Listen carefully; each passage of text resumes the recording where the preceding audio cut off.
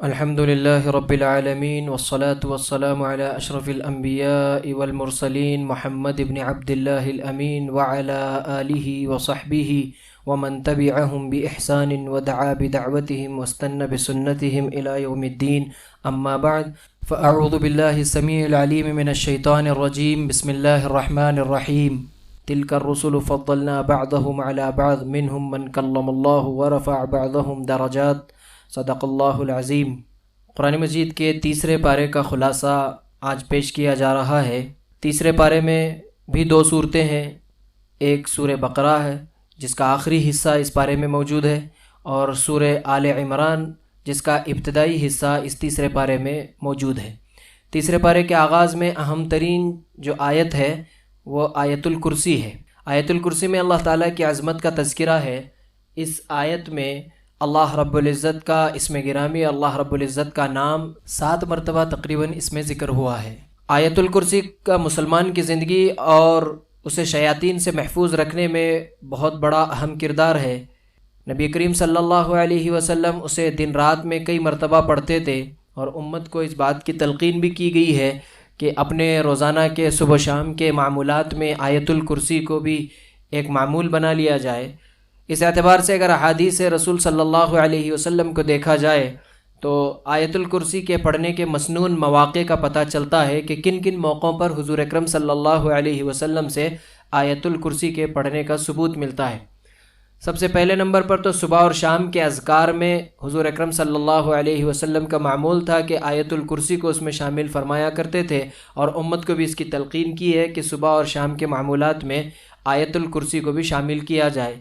دوسرا جو موقع ہے، ہر فرض نماز کے بعد آیت الکرسی کا پڑھنا. اس کے متعلق رسول اکرم صلی اللہ علیہ وسلم کا ارشاد ہے، جو شخص فرض نماز کے بعد کسی سے بات کرنے سے پہلے آیت الکرسی پڑھ لیتا ہے، اس کے اور جنت کے درمیان صرف موت رہ جاتی ہے، یعنی ادھر موت آئے گی ادھر وہ جنت میں چلا جائے گا.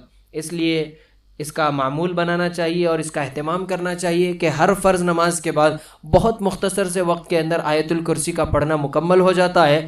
تو کتنی بڑی بشارت اور کتنی بڑی خوشخبری ہے کہ ادھر موت آئی اور ادھر اللہ نے اس بندے کو جنت میں داخل کر دیا. تو یہ ہر فرض نماز کے بعد میں پڑھنا بھی سنت احادیث سے ثابت ہے. ایک اور موقع ہے، رات کو سونے سے پہلے بھی اسے پڑھنے کا معمول ہے اور اس کی تلقین کی گئی. حدیث میں آتا ہے کہ جو شخص سونے سے پہلے اس کی تلاوت کر لیتا ہے تو اللہ تعالیٰ ساری رات اس کو شیطان کے حملوں سے محفوظ رکھ دیتے ہیں. اس کے بعد اس پارے کے اندر مردوں کے زندہ ہونے کے واقعات کی طرف اللہ رب العزت نے اشارہ فرمایا ہے. سورۃ البقرہ میں مردوں کے زندہ ہونے کے تقریباً 5 واقعات بیان کیے گئے ہیں کہ کس طرح اللہ تعالیٰ نے اسی دنیا میں لوگوں کے سامنے اپنی قدرت کاملہ کا مظاہرہ کیا اور لوگوں کو یہ بتا دیا کہ اس دنیا کے اندر اللہ پاک جس طرح سے مردوں کو زندہ کرنے پر قادر ہے، تو کل قیامت کے دن جب سور پھونکا جائے گا حشر کے میدان میں پوری انسانیت کو اللہ رب العزت دوبارہ زندہ کرنے پر بدرجہ اولا اور بدرجہ اتم اللہ رب العزت اس بات پر قادر ہیں. تو اس اعتبار سے سب سے پہلا واقعہ موسیٰ علیہ السلام کا اپنی قوم کے 70 سرداروں کو کوہ طور پر لے کر جانا ہے.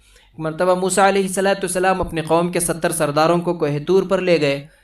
اس کی وجہ یہ تھی کہ جب ان کے سامنے تورات ملے گی تو یہ سردار قوم کے سامنے اس کی گواہی دیں گے، مگر جب کتاب ملی تو انہوں نے خود ہی ماننے سے انکار کر دیا اور کہا کہ اللہ تعالیٰ ہمارے سامنے آئے، پھر ہمارے سامنے کتاب دے تب ہم مانیں گے.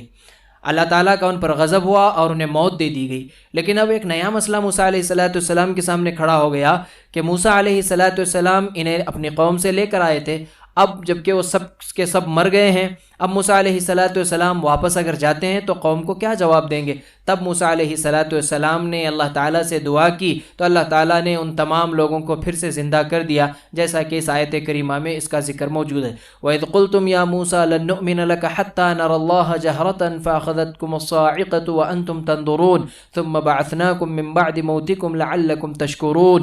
اور جب تم نے کہا اے موسیٰ ہم ہرگز تیرا یقین نہ کریں گے یہاں تک کہ ہم اللہ کو کھلم کھلا دیکھ لیں، تو تمہیں بجلی نے پکڑ لیا اور تم دیکھ رہے تھے، پھر ہم نے تمہیں تمہارے مرنے کے بعد زندہ کیا تاکہ تم شکر کرو. دوسرا واقعہ اس اعتبار سے گائے والا واقعہ ہے جو بہت تفصیل سے گزر چکا، کہ جس کے اندر موسیٰ علیہ السلام نے اپنی قوم کو گائے کے ذبح کرنے کا حکم دیا، اور پھر جب انہوں نے گائے ذبح کی اور اس کا گوشت کا ایک ٹکڑا جو ہے وہ ایک آدمی کی لاش پر لگایا گیا جس کو قتل کیا گیا تھا، تو وہ زندہ ہو کر اس نے اپنے قاتل کا پتہ بتا دیا۔ تیسرا واقعہ دوسرے پارے میں جو ہے، ایک قوم پر دشمنوں نے حملہ کیا، یہ ہزاروں کی تعداد میں تھے، مگر ہزاروں کی تعداد میں ہونے کے باوجود انہوں نے مزاحمت نہ کی بلکہ موت کے خوف سے وہاں سے بھاگ نکلے۔ اللہ تعالیٰ نے ان تمام لوگوں کو موت دے دی اور بعد میں پھر زندہ کر دیا۔ اس کا ذکر ان آیات میں موجود ہے۔ الم تر الی الذین خرجوا من دیارہم وهم الوف حذر الموت فقال لهم اللہ موتوا ثم احیاهم ان اللہ لذو فضل علی الناس ولکن اکثر الناس لا یشکرون۔ کیا تم نے ان لوگوں کو نہیں دیکھا جو موت کے ڈر سے اپنے گھروں سے نکلے جبکہ وہ کئی ہزار تھے؟ تو اللہ نے ان سے کہا کہ تم سب کے سب مر جاؤ، پھر انہیں دوبارہ زندہ کر دیا۔ بے شک اللہ لوگوں پر بڑے فضل والا ہے، اور لیکن اکثر لوگ شکر نہیں کرتے۔ تیسرے پارے میں مسلسل دو واقعات ذکر کیے گئے ہیں۔ ایک شخص ایک ویران بستی سے گزرا جہاں لوگوں کی لاشیں اور ہڈیاں پڑی ہوئی تھیں۔ معروف قول کے مطابق وہ سیدنا عزیر علیہ السلام اللہ کے نبی تھے۔ انہوں نے کہا کہ اللہ اس بستی کو کیسے زندہ کرے گا؟ تو اللہ تعالیٰ نے انہیں اور ان کی سواری کو اسی وقت موت دے دی، جیسا کہ قرآن مجید کی اس آیت میں اس کا تذکرہ موجود ہے۔ او کالذی مر علی قریۃ وہی خاویۃ علی عروشها قال انا یحیی هذه اللہ بعد موتها فاماته اللہ 100 عام ثم بعثه قال کم لبثت قال لبثت یوما او بعض یوم قال بل لبثت 100 عام فانظر الى طعامك وشرابك لم يتسنه وانظر الى حمارك ولنجعلك آیۃ للناس وانظر الى العظام کیف ننشزها ثم نکسوها لحما فلما تبین له قال اعلم ان اللہ علی کل شیء قدیر۔ یا اس شخص کی طرح جو ایک بستی پر سے گزرا اور وہ اپنی چھتوں پر گری ہوئی تھی، اس نے کہا اللہ اس کو اس کے مرنے کے بعد کیسے زندہ کرے گا؟ تو اللہ نے اسے 100 سال تک موت دے دی، پھر اسے زندہ کیا۔ فرمایا تو کتنی دیر رہا؟ اس نے کہا کہ میں ایک دن کا کچھ حصہ رہا ہوں۔ فرمایا بلکہ تو 100 سال رہا ہے، سو اپنے کھانے اور پینے کی چیزیں دیکھ، بگڑی نہیں، اور اپنے گدھے کو دیکھ تاکہ ہم تجھے لوگوں کے لیے ایک نشانی بنائیں، اور ہڈیوں کو دیکھ ہم انہیں کیسے اٹھا کر جوڑتے ہیں، پھر ان پر گوشت پہناتے ہیں۔ پھر جب اس کے لیے واضح ہو گیا تو اس نے کہا کہ میں جانتا ہوں کہ بے شک اللہ ہر چیز پر قادر ہے۔ پانچواں واقعہ سیدنا ابراہیم علیہ السلام کا ہے کہ سیدنا ابراہیم علیہ السلام نے اللہ تعالیٰ سے التجا کی کہ قیامت کے دن لوگ کیسے زندہ ہوں گے۔ اللہ تعالیٰ نے پوچھا کیا تمہیں اس بات پر یقین نہیں ہے یا اس بات پر تمہارا ایمان نہیں ہے؟ انہوں نے عرض کیا کہ نہیں، ایمان تو ہے لیکن اطمینان قلب کے لیے دیکھنا چاہتا ہوں۔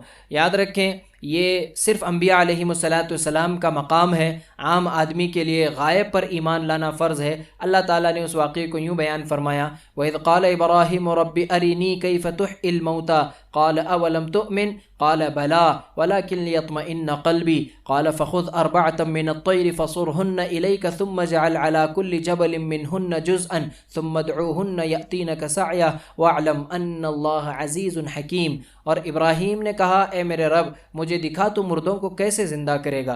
فرمایا کیا تو نے یقین نہیں کیا؟ کہا کیوں نہیں؟ اور لیکن اس لیے کہ میرا دل پوری تسلی حاصل کر لے۔ پھر فرمایا کہ 4 پرندے پکڑ اور انہیں اپنے ساتھ مانوس کر لے، پھر ہر پہاڑ پر ان کا ایک حصہ رکھ دے، پھر انہیں بلا، دوڑتے ہوئے تیرے پاس آ جائیں گے، اور جان لے کہ بے شک اللہ سب پر غالب کمال حکمت والا ہے۔ اس کے بعد یہاں سے آیات 254 سے 274 تک اللہ پاک نے صدقات خیرات کرنے کا حکم دیا ہے، جس کا آغاز اس انداز میں کیا گیا کہ یا ایھا الذین آمنوا انفقوا مما رزقناکم من قبل ان یأتی یوم لا بیع فیہ ولا خلۃ ولا شفاعۃ والکافرون هم الظالمون۔ اے وہ لوگ جو ایمان لائے ہو اس میں سے خرچ کرو جو ہم نے تمہیں دیا ہے، اس سے پہلے کہ وہ دن آئے جس میں نہ کوئی خرید و فروخت ہوگی اور نہ کوئی دوستی اور نہ کوئی سفارشی، اور کافر لوگ ہی ظالم ہیں۔ کیونکہ جب امامت عالم کا منصب امت محمدیہ صلی اللہ علیہ وسلم کو عطا کیا گیا ہے تو ان کا فرض ہے کہ وہ اپنے معاشرے کے غریب اور کمزور لوگوں کا خیال رکھیں اور ان کا تعاون کریں۔ اس کی تلقین کی گئی ہے، اس کا حکم گویا کہ دیا گیا ہے۔ اس کے بعد کی آیتوں میں اسی کا ذکر ملتا ہے۔ مثل الذین ينفقون اموالهم في سبيل الله كمثل حبة انبتت 7 سنابل في كل سنبلة 100 حبة والله يضاعف لمن يشاء والله واسع علیم۔ ان لوگوں کی مثال جو اپنے مال اللہ کے راستے میں خرچ کرتے ہیں ایک دانے کی مثال کی طرح ہے جس نے 7 گوشے اگائے، ہر خوشے میں 100 دانے ہیں، اور اللہ جس کے لیے چاہتا ہے بڑھا دیتا ہے، اور اللہ وسعت والا سب کچھ جاننے والا ہے۔ صدقہ وہی قابل قبول ہوتا ہے جو خالص اللہ کے لیے کیا جائے۔ صدقے کو 2 چیزیں برباد کر دیتی ہیں۔ صدقہ اخلاص کے ساتھ کیا جائے، اللہ پاک کی طرف سے رضا اور خلوص کے ساتھ میں اگر کیا جاتا ہے تو وہ قابل قبول ہوتا ہے، اور صدقے کو برباد کرنے والی 2 چیزیں ہیں جس کا ذکر اللہ پاک نے اس آیت میں کیا ہے۔ یا ایھا الذین آمنوا لا تبطلوا صدقاتکم بالمن والاذی کالذی ينفق مالہ رئاء الناس ولا یؤمن باللہ والیوم الآخر فمثلہ کمثل صفوان علیہ تراب فاصابہ وابل فترکہ صلدہ لا یقدرون علی شیء مما کسبوا واللہ لا یہدی القوم الکافرین۔ اے وہ لوگ جو ایمان لائے ہو، اپنے صدقے احسان جتلانے اور تکلیف پہنچانے سے برباد مت کرو۔ اس شخص کی طرح اپنا مال لوگوں کے دکھاوے کے لیے خرچ کرتا ہے اور اللہ اور یوم آخرت پر ایمان نہیں رکھتا، تو اس کی مثال ایک صاف چٹان جیسی ہے جس پر تھوڑی سی مٹی ہو، پھر اس پر ایک زوردار بارش برسے، بس اسے ایک سخت چٹان کی صورت میں چھوڑ جائے۔ وہ اس میں سے کسی چیز پر دسترس نہیں پائیں گے جو انہوں نے کمایا، اور اللہ کافر لوگوں کو ہدایت نہیں دیتا۔ اسی طرح صدقہ اس وقت قبول ہوگا جب اپنی استطاعت کے مطابق بہترین چیز اللہ کی راہ میں خرچ کی جائے۔ یا ایھا الذین آمنوا انفقوا من طیبات ما کسبتم ومما اخرجنا لکم من الارض ولا تیمموا الخبیث منه تنفقون ولستم بآخذیہ الا ان تغمضوا فیہ واعلموا ان اللہ غنی حمید۔ اے لوگو جو ایمان لائے ہو، ان پاکیزہ چیزوں میں سے خرچ کرو جو تم نے کمائی ہیں، اور ان میں سے بھی جو ہم نے تمہارے لیے زمین سے نکالی ہیں، اور اس میں سے گندی چیز کا ارادہ نہ کرو جسے تم خرچ کرتے ہو، حالانکہ تم اسے کسی صورت لینے والے نہیں، مگر یہ کہ اس کے بارے میں آنکھیں بند کر لو اور جان لو کہ بے شک اللہ بڑا بے پرواہ اور بے حد خوبیوں والا ہے۔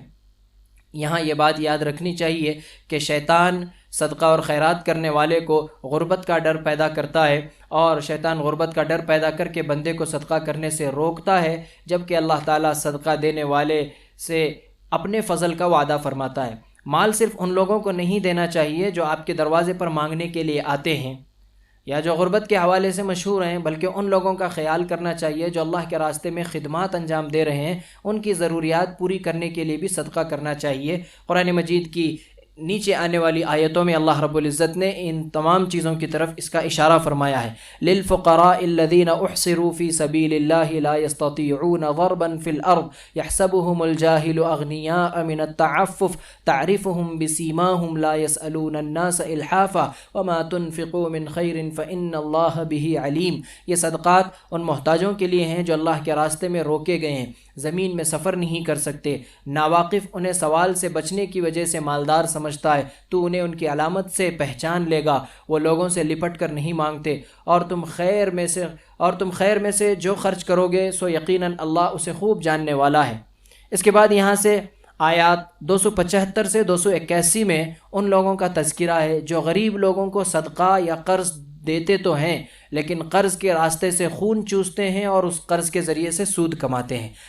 الذين يأكلون الربا لا يقومون إلا كما يقوم الذي يتخبطه الشيطان من المس ذلك بأنهم قالوا إنما البيع مثل الربا وأحل الله البيع وحرم الربا فمن جاءه موعظة من ربه فانتهى فله ما سلف وأمره إلى الله ومن عاد فأولئك أصحاب النار هم فيها خالدون۔ وہ لوگ جو سود کھاتے ہیں کھڑے نہیں ہوں گے مگر جیسے وہ شخص کھڑا ہوتا ہے جسے شیطان نے چھو کر خبتی بنا دیا ہو، یہ اس لیے کہ انہوں نے کہا بیع تو یعنی تجارت تو سود ہی کی طرح ہے، حالانکہ اللہ نے تجارت کو حلال کیا اور سود کو حرام کیا۔ پھر جس کے پاس اس کے رب کی طرف سے کوئی نصیحت آئے پس وہ باز آ جائے، تو جو پہلے ہو چکا وہ اسی کا ہے اور اس کا معاملہ اللہ کے سپرد ہے، اور جو دوبارہ ایسا کرے تو وہی آگ والے ہیں، وہ اس میں ہمیشہ رہنے والے ہیں۔ اللہ تعالیٰ نے اصحاب المال یعنی مال والوں کو، مالداروں کو ترغیب دی ہے کہ وہ غریب لوگوں کو ان کی ضرورتیں پوری کرنے کے لیے انہیں قرض دیا کرے، اور یہ تعاون کی آسان ترین صورت ہے۔ کسی کی مدد کرنے کی آسان شکل و صورت ہے کہ قرض دے کر اس کی مدد کی جائے، اسی طرح غربا کے تعاون کی ایک صورت انہیں ادھار چیز دینا ہے، اور فرمایا جب کسی کو قرض دیں یا کوئی چیز ادھار دیں تو اسے لکھ لیا کرے اور اس پر 2 مردوں کو گواہ بنا لیں، اگر 2 مرد نہ ملیں تو 1 مرد اور 2 عورتوں کو گواہ بنا لیں۔ یہاں سے اس بات کا بھی پتہ چلتا ہے کہ اسلام کے اندر لکھنے پڑھنے اور اگر کوئی معاملہ کیا جائے تو اسے لکھ کر رکھ لیا جائے، اس کی بڑی اہمیت کا بھی اندازہ ہوتا ہے۔ سورۃ البقرہ کی آخری 2 آیات کی احادیث میں بڑی فضیلت آئی ہے۔ رسول اکرم صلی اللہ علیہ وسلم نے ارشاد فرمایا، من قرأ بالآیتین من آخر سورۃ البقرۃ فی لیلۃ کفتاہ، جو شخص رات کو سورہ بقرہ کی آخری 2 آیات پڑھ لے تو وہ اس کے لیے کافی ہوں گی۔ سیدنا نعمان بن بشیر رضی اللہ تعالیٰ عنہ ایک صحابی ہیں، روایت کرتے ہیں کہ رسول اکرم صلی اللہ علیہ وسلم نے ارشاد فرمایا، ان اللہ کتب کتابا قبل ان یخلق السماوات والارض بألف عام انزل منه آیتین ختم بهما سورة البقرہ ولا یقرآن فی دار 3 لیال فیقربها الشیطان۔ اللہ تعالیٰ نے زمین و آسمان پیدا کرنے سے پہلے 2000 سال پہلے ایک کتاب لکھی، اس میں سے ان 2 آیات کو نازل فرمایا جن کے ساتھ سورہ بقرہ کو ختم کیا۔ وہ کسی گھر میں 3 راتیں نہیں پڑھی جائیں شیطان اس کے قریب آ سکے۔ مطلب یہ ہے کہ جس گھر کے اندر آخر کی یہ 2 آیتیں تلاوت کی جاتی ہیں، اللہ پاک اس گھر کی شیطان سے حفاظت فرماتے ہیں، شیطان اس 3 راتوں تک شیطان اس گھر کے قریب بھی نہیں آ سکتا۔ سورت کا آغاز بھی ایمان سے کیا گیا تھا سورہ بقرہ کا، کہ سورہ بقرہ کی ابتدائی آیات کو اگر پڑھ کر دیکھیں تو پتہ چلتا ہے کہ ایمان یقین سے اس کی شروعات کی گئی تھی، اور جب اس کا اختتام ہو رہا ہے یعنی وہ سورت ختم ہو رہی ہے تو ختم بھی اللہ رب العزت نے ایمانیات کے تذکرے سے کیا ہے۔ آمن الرسول بما انزل الیہ من ربہ والمؤمنون کل آمن باللہ وملائکتہ وکتبہ ورسلہ لا نفرق بین احد من رسلہ وقالوا سمعنا واطعنا غفرانک ربنا والیک المصیر۔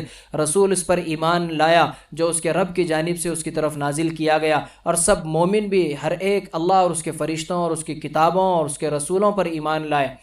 ہم اس کے رسولوں میں سے کسی ایک کے درمیان فرق نہیں کرتے، اور انہوں نے کہا کہ ہم نے سنا اور ہم نے اطاعت کی، تیری بخشش مانگتے ہیں اے ہمارے رب، اور تیری ہی طرف لوٹ کر جانا ہے۔ اس میں بطور خاص یہ تذکرہ کیا کہ اہل اسلام انبیاء علیہم السلام پر ایمان لانے میں یہودیوں اور عیسائیوں کی طرح تخصیص نہیں کرتے۔ اہل اسلام یعنی مومنین جو ہے تمام انبیاء علیہم السلام پر ایمان لانے میں یہودیوں کی طرح کوئی فرق اور کوئی تمیز نہیں کرتے، کچھ نبیوں پر ایمان لائیں اور کچھ نبیوں کا انکار کر دیں۔ حالانکہ یہود و نصارہ کے پاس اور عیسائیوں کے پاس یہ چیز ہے کہ وہ بعض نبیوں پر ایمان لاتے ہیں اور بعض نبیوں پر ایمان لانے کا وہ انکار کرتے ہیں۔ آخری آیت میں اسلام کے 2 اہم اور بنیادی اصول بیان کیے گئے ہیں۔ نمبر 1، اسلام کا ہر حکم انسان کی طاقت کے مطابق اس پر فرض ہے، جو چیز اس کی طاقت میں نہیں ہے اس پر فرض ہی نہیں ہے۔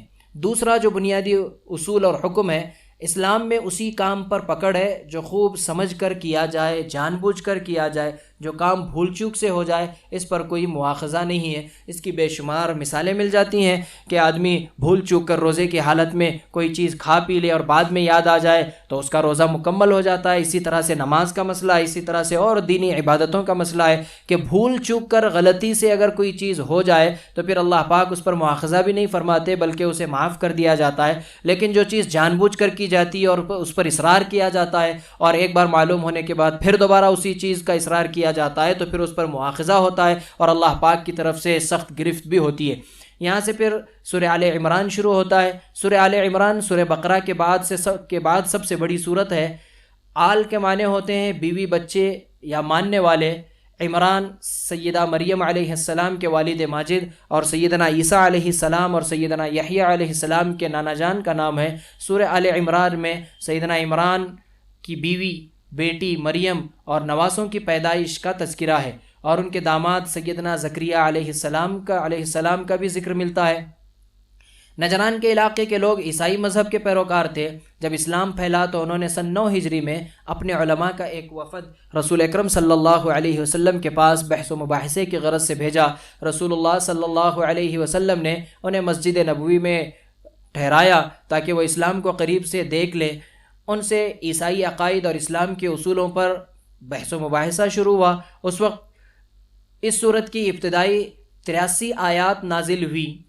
ایک قول کے مطابق تقریباً 90 آیتیں اس وقت میں نازل ہوئی۔ تیسرے پارے کے آخر تک سورۃ البقرہ میں یہودیوں کے غلط عقائد اور بدعمالیوں کا تذکرہ کیا گیا۔ تو سورہ آل عمران میں عیسائیوں کے غلط عقائد اور بد کرداریوں کا تذکرہ کیا گیا ہے۔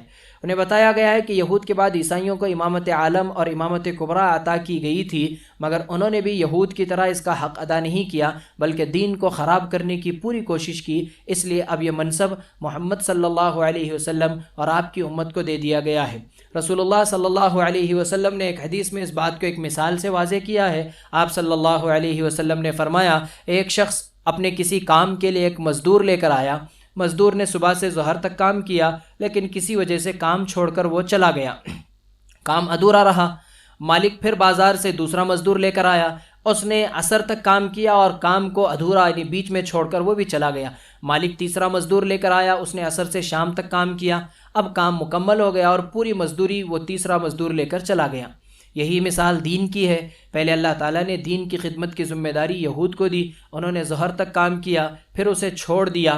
اللہ نے یہ کام عیسائیوں کے سپرد کیا، انہوں نے عصر تک کیا اور بیچ میں چھوڑ کر الگ ہو گئے۔ پھر اللہ نے یہ کام امت محمدیہ صلی اللہ علیہ وسلم کے سپرد کیا، وہ اسے آخر تک یعنی قیامت تک انشاءاللہ اسے پہنچائیں گے۔ عیسائیوں کو امامت ملنے کے بعد ان کا فرض تھا کہ وہ دین کی اشاعت اور اس کی تنفیذ یعنی اسے نافذ کرنے کے لیے دن رات ایک کر دیتے، لیکن انہوں نے حق اور باطل کو آپس میں ملا دیا۔ یا اہل الکتاب لم تکفرون بآیات اللہ وانتم تشہدون یا اہل الکتاب لم تلبسون الحق بالباطل وتکتمون الحق وانتم تعلمون، اے اہل کتاب تم کیوں اللہ کی آیات سے کفر کرتے ہو حالانکہ تم خود گواہی دیتے تھے؟ اے اہل کتاب تم کیوں حق کو باطل سے خلط ملط کرتے ہو اور حق کو چھپاتے ہو حالانکہ تم حق کو بہتر جانتے ہو؟ عیسائیوں کا خیال تھا کہ ہم اللہ تعالیٰ کے بہت قریبی اور اللہ سے محبت کرنے والے ہیں، تو اللہ تعالیٰ نے ان سے یہ فرمایا اس آیت کے اندر، قل ان کنتم تحبون اللہ فاتبعونی یحببکم اللہ ویغفر لکم ذنوبکم واللہ غفور الرحیم قل اطیعوا اللہ والرسول فإن تولوا فإن اللہ لا يحب الکافرین، کہہ دے اگر تم اللہ سے محبت کرتے ہو تو میری پیروی کرو، اللہ تم سے محبت کرے گا اور تمہیں تمہارے گناہ بخش دے گا، اور اللہ بے حد بخشنے والا نہایت مہربان ہے۔ کہہ دے اللہ اور اس کے رسول کا حکم مانو، پھر اگر وہ منہ پھیر لیں تو بے شک اللہ کافروں سے محبت نہیں کرتا۔ عیسائی کہتے ہیں کہ اللہ، مریم علیہ السلام اور حضرت عیسیٰ علیہ السلام تینوں مل کر خدا ہیں اور کائنات تینوں مل کر چلا رہے ہیں۔ اس لیے اللہ تعالیٰ نے اس صورت میں پہلے سیدہ مریم علیہ السلام کی پیدائش کا تذکرہ کیا، پھر ان سے عیسیٰ علیہ السلام کی پیدائش کا ذکر کیا۔ یہ بتانے کا مقصد یہ تھا کہ جو پیدا ہو وہ خدا نہیں بن سکتا، اللہ وہی ہے جس کی صفت یہ ہے کہ لم یلد ولم یولد ولم یکن لہ کفوا احد۔ اگر یہ سمجھتے ہیں کہ عیسیٰ علیہ السلام بغیر ان کی پیدائش بغیر باپ کے ہوئی، تو اس کا مطلب یہ ہے کہ وہ خدا ہیں، یعنی عیسائی اس طرح سمجھتے ہیں کہ عیسیٰ علیہ السلام کی پیدائش بغیر باپ کے ہوئی ہے، اس وجہ سے وہ خدا ہیں یا خدا کے بیٹے ہیں۔ تو ان سے فرمایا گیا کہ اللہ کی اس کے علاوہ بھی بہت ساری نشانیاں، قدرت کی نشانیاں موجود ہیں، اس کے سلسلے میں پھر تم کیا کہو گے؟ ان مثل عیسیٰ عند اللہ خلقہ من تراب ثم قال له کن فیکون، بے شک عیسیٰ کی مثال اللہ کے نزدیک آدم کی مثال کی طرح سے ہے۔ ان مثل عیسیٰ عند اللہ کمثل آدم خلقہ من تراب ثم قال له کن فیکون، بے شک عیسیٰ علیہ السلام کی مثال اللہ کے نزدیک آدم کی مثال کی طرح ہے، اسے تھوڑی سی مٹی سے بنایا، پھر اسے فرمایا کہ ہو جا، تو بس وہ ہو گیا۔ اگر عیسیٰ علیہ السلام اس لیے خدائی کے درجے پر ان کے نزدیک فائز ہیں تو آدم علیہ السلام کا تو باپ اور ماں دونوں ہی نہیں تھے۔ اس صورت میں اللہ تعالیٰ کی بے شمار قدرتوں کا تذکرہ کیا گیا ہے۔ سیدہ مریم علیہ السلام کے پاس آسمان سے بے موسم کے پھلوں کے آنے کا تذکرہ ملتا ہے۔ جب وہ پھل سیدنا زکریا علیہ السلام نے دیکھے تو دعا کی کہ اللہ تو مریم کو بے موسم کے پھل دیتا ہے تو مجھے بڑھاپے میں یعنی بے موسم کے اولاد بھی تو دے سکتا ہے، تو اللہ تعالیٰ نے انہیں بڑھاپے اور بیوی کے بانجھ ہونے کے باوجود اولاد سے سرفراز کیا۔ هنالك دعا زكريا ربه قال رب هب لي من لدنك ذرية طيبة إنك سميع الدعاء فنادته الملائكة وهو قائم يصلي في المحراب أن الله يبشرك بيحيى مصدقا بكلمة من الله وسيدا وحسورا ونبيا من الصالحين قال رب أنى يكون لي غلام وقد بلغني الكبر وامرأتي عاقر قال كذلك الله يفعل ما يشاء قال رب اجعل لي آية قال آيتك ألا تكلم الناس 3 أيام إلا رمزا واذكر ربك كثيرا وسبح بالعشي والإبكار۔ وہیں زکریا نے اپنے رب سے دعا کی، کہا اے میرے رب مجھے اپنے پاس سے ایک پاکیزہ اولاد عطا فرما، بے شک تو ہی اس دعا سننے والا ہے۔ تو فرشتوں نے اسے آواز دی جبکہ وہ عبادت خانے میں کھڑا نماز پڑھ رہا تھا کہ بے شک اللہ تجھے یحییٰ کی بشارت دیتا ہے، جو اللہ کے ایک کلمے عیسیٰ کی تصدیق کرنے والا اور سردار اور اپنے آپ پر بہت ضبط رکھنے والا اور نبی ہوگا، نیک لوگوں میں سے۔ کہا اے میرے رب میرے ہاں لڑکا کیسے ہوگا جبکہ مجھے تو بڑھاپا آ پہنچا ہے اور میری بیوی بانجھ ہے؟ فرمایا اسی طرح اللہ تعالیٰ کرتا ہے جو چاہتا ہے۔ کہا اے میرے رب میرے لیے کوئی نشانی بنا دے۔ فرمایا تیری نشانی یہ ہے کہ تو 3 دن لوگوں سے بات نہیں کرے گا مگر کچھ اشارے سے، اور اپنے رب کو بہت زیادہ یاد کر اور شام اور صبح تسبیح کر۔ پھر سیدنا عیسیٰ علیہ السلام کی بغیر باپ کے پیدائش، سیدنا عیسیٰ علیہ السلام کا پیدائش کے فوراً بعد باتیں کرنا اور ان کے معجزات، یہ سب اللہ رب العزت کی قدرت کی نشانیاں ہیں۔ سیدنا عیسیٰ علیہ السلام اپنے معجزات کے متعلق فرمایا کرتے تھے وَرَسُولًا إِلَى بَنِي إِسْرَائِيلَ أَنِّي قَدْ جِئْتُكُمْ بِآيَةٍ مِّن رَّبِّكُمْ أَنِّي أَخْلُقُ لَكُم مِّنَ الطِّينِ كَهَيْئَةِ الطَّيْرِ فَأَنفُخُ فِيهِ فَيَكُونُ طَيْرًا بِإِذْنِ اللَّهِ وَأُبْرِئُ الْأَكْمَهَ وَالْأَبْرَصَ وَأُحْيِي الْمَوْتَىٰ بِإِذْنِ اللَّهِ وَأُنَبِّئُكُم بِمَا تَأْكُلُونَ وَمَا تَدَّخِرُونَ فِي بُيُوتِكُمْ إِنَّ فِي ذَلِكَ لَآيَةً لَّكُمْ إِن كُنتُم مُّؤْمِنِينَ۔ اور بنی اسرائیل کی طرف رسول ہوگا کہ بے شک میں تمہارے پاس تمہارے رب کی طرف سے ایک نشانی لے کر آیا ہوں کہ بے شک میں تمہارے لیے مٹی سے پرندے کی شکل بناتا ہوں، پھر اس میں پھونک مارتا ہوں، وہ اللہ کے حکم سے پرندہ بن کر اڑ جاتا ہے، اور میں اللہ کے حکم سے پیدائشی اندھے اور برس والے کو تندرست کرتا ہوں اور مردوں کو زندہ کر دیتا ہوں، اور تمہیں بتا دیتا ہوں کہ جو کچھ تم اپنے گھر میں کھاتے ہو اور جو ذخیرہ کرتے ہو، بے شک اس میں تمہارے لیے ایک نشانی ہے اگر تم مومن ہو۔ یہاں یہ بات سمجھنے کی ہے کہ بعض ہمارے بھائیوں کو بھی یہ غلطی یا غلط فہمی ہو گئی ہے کہ انہوں نے محمد الرسول اللہ صلی اللہ علیہ وسلم کے معجزات دیکھ کر انہیں اللہ کے منصب پر فائز کر دیا، العیاذ باللہ۔ یہود اور نصارہ کا دعویٰ تھا اور وہ کہتے بھی تھے مسلمانوں سے کہ ہم دین ابراہیم پر ہیں، عربوں کا بھی یہی دعویٰ تھا اور مسلمان بھی خود کو متبع ملت ابراہیم کہا کرتے ہیں۔ تو اللہ تعالیٰ نے اس کا فیصلہ کرتے ہوئے فرمایا کہ ما کان ابراہیم یہودیا ولا نصرانی ولکن کان حنیفا مسلما وما کان من المشرکین ان اولی الناس بابراہیم للذین اتبعوہ وہذا النبی والذین آمنوا واللہ ولی المؤمنین۔ ابراہیم نہ یہودی تھے اور نہ نصرانی بلکہ ایک طرف والا فرمانبردار تھا اور مشرکوں میں سے نہ تھا۔ بے شک سب لوگوں سے ابراہیم سے زیادہ قریب یقیناً وہی لوگ ہیں جنہوں نے اس کی پیروی کی، اور یہ نبی اور وہ لوگ جو ایمان لائے اور مومنوں کا دوست ہے۔ جب عیسائی علماء رسول اللہ صلی اللہ علیہ وسلم کی کسی بات کا جواب نہ دے سکے اور حق ماننے پر آمادہ بھی نہ ہوئے تو اللہ تعالیٰ نے مباہلے کی آیت نازل فرمائی۔ مباہلہ کے معنی یہ ہوتا ہے کہ جب کسی مسئلے میں فریقین دوسرے کی بات ماننے پر ہرگز تیار نہ ہو اور کسی فیصلے پر نہ پہنچ سکیں تو پھر اللہ پاک سے التجا کی جاتی ہے کہ وہ ابھی دنیا میں فیصلہ کر دے اور باطل کو، جو غلط عقیدے پر اور جو غلط ہے، اسے نیست و نابود کر دے۔ فمن حاجك فيه من بعد ما جاءك من العلم فقل تعالوا ندعو ابناءنا وابناءكم ونساءنا ونساءكم وانفسنا وانفسكم ثم نبتهل فنجعل لعنة الله على الكاذبين۔ پھر جو شخص تجھ سے اس کے بارے میں جھگڑا کرے اس کے بعد کہ تیرے پاس علم آ چکا تو کہہ دے آؤ ہم اپنے بیٹوں اور تمہارے بیٹوں کو بلا لیں، اپنی عورتوں اور تمہاری عورتوں کو بھی، اور اپنے آپ کو اور تمہیں بھی، پھر گڑ گڑا کر دعا کریں، سو جھوٹوں پر اللہ کی لعنت ہو۔ جب رسول اللہ صلی اللہ علیہ وسلم نے یہ آیت ان کے سامنے تلاوت کی تو انہوں نے مباہلہ کرنے سے بھی انکار کر دیا، کیونکہ وہ دل سے سمجھتے تھے کہ محمد الرسول اللہ صلی اللہ علیہ وسلم یقیناً سچے نبی ہیں، مگر حق کا اعتراف کرنے پر وہ ہرگز تیار نہ ہوئے۔ عیسائی سیدنا عیسیٰ علیہ السلام کو خدائی میں شریک، خدا کا بیٹا کہتے ہیں اور ان کی عبادت کرتے ہیں، تو اللہ تعالیٰ نے ان سے فرمایا ما کان لبشر ان یؤتیہ اللہ الکتاب والحکم والنبوۃ ثم یقول للناس کونوا عبادا لی من دون اللہ ولکن کونوا ربانیین بما کنتم تعلمون الکتاب وبما کنتم تدرسون ولا یأمرکم ان تتخذوا الملائکۃ والنبیین اربابا ایأمرکم بالکفر بعد اذ انتم مسلمون۔ کسی بشر یا کسی انسان کو کبھی یہ حق نہیں ہے کہ اللہ اسے کتاب اور حکم اور نبوت دے پھر وہ لوگوں سے کہے کہ اللہ کو چھوڑ کر میرے بندے بن جاؤ، اور لیکن رب والے بنو، اس لیے کہ تم کتاب سکھایا کرتے تھے اور اس لیے کہ تم پڑھا کرتے تھے، اور نہ یہ حق ہے کہ تمہیں حکم دے کہ فرشتوں اور نبیوں کو رب بنا لو، کیا وہ تمہیں کفر کا حکم دے گا اس کے بعد کہ تم مسلم ہو؟ انجیل میں واضح طور پر موجود تھا کہ سیدنا عیسیٰ علیہ السلام نے اپنے بعد ایک نبی کے آنے کی بشارت دی تھی، اور عیسائی آج بھی اس کا انتظار کر رہے ہیں۔ اللہ تعالیٰ نے فرمایا جس نبی کی عیسیٰ علیہ السلام نے بشارت دی تھی اور جس کا تم انتظار کر رہے ہو، وہ یہی محمد الرسول اللہ صلی اللہ علیہ وسلم ہے۔ ان کے متعلق اللہ تعالیٰ نے عالم ارواح میں تمام انبیاء علیہم السلام سے وعدہ لیا تھا کہ جب وہ نبی آئے تو تمام انبیاء اپنی نبوت اور کتاب چھوڑ کر محمد الرسول اللہ صلی اللہ علیہ وسلم کی نبوت کو تسلیم کریں گے۔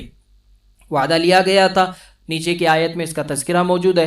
وَإِذَا أَخَذَ اللَّهُ مِيثَاقَ النَّبِيِّينَ لَمَا آتَيْتُكُم مِّن كِتَابٍ وَحِكْمَةٍ ثُمَّ جَاءَكُمْ رَسُولٌ مُّصَدِّقٌ لِّمَا مَعَكُمْ لَتُؤْمِنُنَّ بِهِ وَلَتَنصُرَنَّهُ، اور جب اللہ تعالیٰ نے سب نبیوں سے پختہ عہد لیا کہ میں کتاب و حکمت میں سے کچھ تمہیں دوں، پھر تمہارے پاس کوئی رسول آئے جو اس کی تصدیق کرنے والا ہو جو تمہارے پاس ہے، تو تم اس پر ضرور ایمان لاؤ گے اور ضرور اس کی مدد کرو گے۔ فرمایا کیا تم نے اقرار کیا اور اس پر میرا بھاری عہد قبول کیا؟ انہوں نے کہا کہ ہم نے اقرار کیا۔ فرمایا تو گواہ رہو اور تمہارے ساتھ میں بھی گواہ رہوں گا۔ آخر میں، اس کے بالکل آخر میں اللہ تعالیٰ نے صاف الفاظ میں یہ اعلان کر دیا، اس پارے کے بالکل آخر میں یہ اعلان موجود ہے، افغیر دین اللہ یبغون ولہ اسلم من فی السماوات والارض طوعا وکرہا والیہ یرجعون، اور جو اسلام کے علاوہ کوئی اور دین تلاش کرے تو اس سے ہرگز قبول نہ کیا جائے گا، اور وہ آخرت میں خسارہ اور نقصان اٹھانے والوں میں سے ہوگا۔ اب اگر کوئی شخص اسلام کے علاوہ کوئی راستہ اختیار کرے گا تو وہ ہرگز قبول نہ ہوگا، کیونکہ اب ہدایت کا دار و مدار محمد الرسول اللہ صلی اللہ علیہ وسلم کی ذات اقدس پر ہے۔ اسی مضمون کو ایک دوسری آیت میں اللہ رب العزت نے ارشاد فرمایا ہے، وَمَن يَبْتَغِي غَيْرَ الْإِسْلَامِ دِينًا فَلَن يُقْبَلَ مِنْهُ وَهُوَ فِي الْآخِرَةِ مِنَ الْخَاسِرِينَ، کہ جو دین اسلام کو چھوڑ کر کسی اور دین مذہب کو پسند کر لے، اسے اختیار کر لے، اس کی رغبت اور چاہت اس کے دل میں پیدا ہو جائے تو اس سے وہ چیز قبول نہیں کی جائے گی، اور آخرت میں سوائے نقصان اور خسارہ اٹھانے کے اس کے ہاتھ اور کوئی چیز نہیں آئے گی۔ لہٰذا اللہ پاک اپنے بندوں سے اس بات کا مطالبہ اور تقاضا کرتے ہیں کہ وَلَا تَمُوتُنَّ إِلَّا وَأَنْتُمْ مُسْلِمُونَ، تمہاری موت نہ آئے مگر اس حال میں کہ تم اسلام کی حالت میں دنیا سے جا رہے ہو۔ دعا کرے اللہ پاک ہم سب کو جو باتیں کہی گئی سنی گئی اس پر عمل کرنے کی توفیق عطا فرمائے، اور اللہ پاک سے بار بار اس بات کی توفیق کو بھی مانگنا چاہیے کہ اللہ پاک ہمیں اس حال میں زندہ رکھیں کہ ہم دین پر ثابت قدم رہیں، اور جب ہماری موت آئے تو ہم دین اسلام کی حالت میں دنیا سے جا رہے ہوں۔ اللہ پاک سے دعا ہے کہ اللہ پاک ہم سب کو اس تمام چیزوں پر عمل کرنے کی توفیق عطا فرمائے۔ وآخر دعوانا ان الحمد للہ رب العالمین۔